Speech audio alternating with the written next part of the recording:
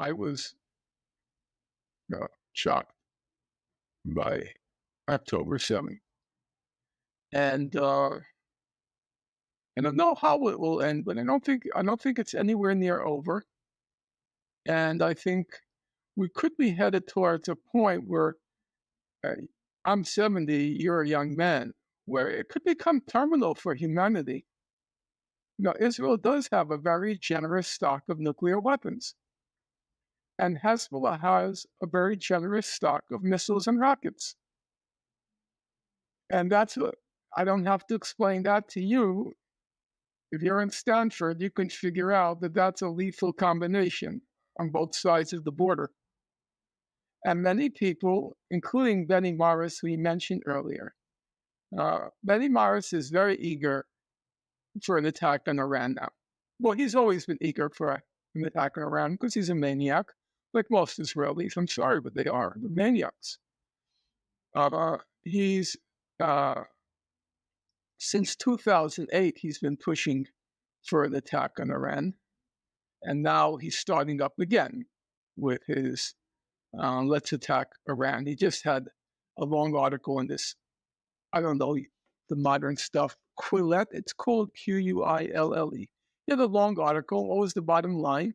Got to attack Iran. Yeah, sure, Benny. You want to attack Iran? You know what, Benny? I'll give you a cat pistol. I'll give you an air rifle. Or you can go somewhere in our Midwest or South and get yourself an AK-47 and you go attack Iran. But you know what? Leave me out of it. You're a maniac. You want to mess with Iran? You know? You did such a fine job in Gaza, which is only 2.3 million people, half of them children. You think you did such a great job in Gaza that now you want to go after Iran? Go ahead. But you know what? Leave the rest of the world out of it.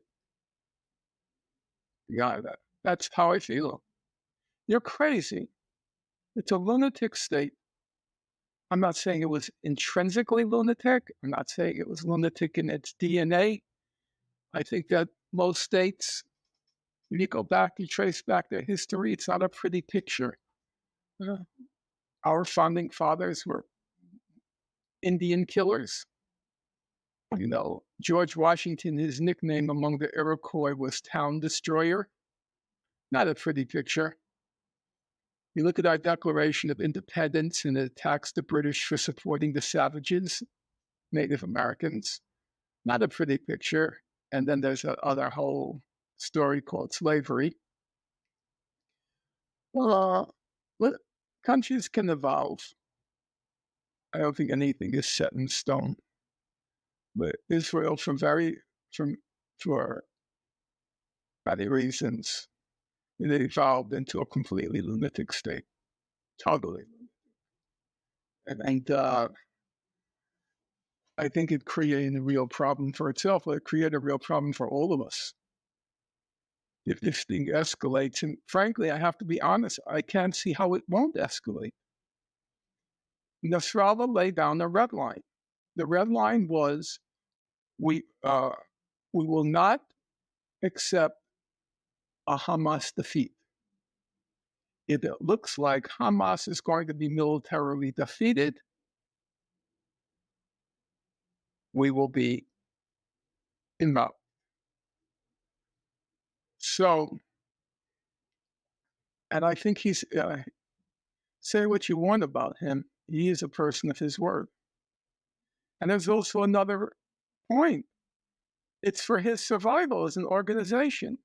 If he doesn't come to the aid of Hamas, Hezbollah is completely discredited because Hezbollah's whole claim has been all the Arab states just talk, but we do the walk. We also do. But if they let Hamas expire, then they lose all their credibility. But there's a second issue. Of course, after Hamas is defeated, Hezbollah will be next. That's just absolutely obvious. So he can't let them go down on defeat. Because the next step to restore their deterrence capacity is to flatten Lebanon. we're in a very tough situation. It's easy to talk here, but I go through it in my mind. Today I went for a very long walk, and I just started to think it through. Okay, how can we get out of this impasse? How can we break free of this impasse? So I thought to myself, okay, we need an international conference. And then who's going to convene it?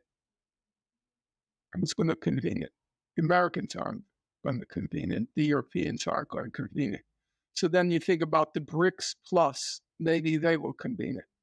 Some conference to try to restore some sanity in a situation which is going in a terminal direction. But I couldn't figure it out. You're supposed to, at the end, I was on, I don't know, what's your field of study? Well, I was a protege of Paul Sweezy, the great American Marxist economist, and he edited this journal called Monthly Review. And he was a brilliant guy, but every article always had to end up on a positive note, that the forces of history are... And so when I write, I want to end on some positive note of what can be done, to avert the catastrophe. But I really can't see it right now. I'm really very pessimistic. And I don't know what to do right now. It's a complete disaster. It was a disaster. It didn't have to happen if you look at the historical record, and I know that record very well. It was a disaster that didn't have to happen. But the expression of having gone beyond the point of no return. And I'm not sure we haven't gone beyond the point of no return.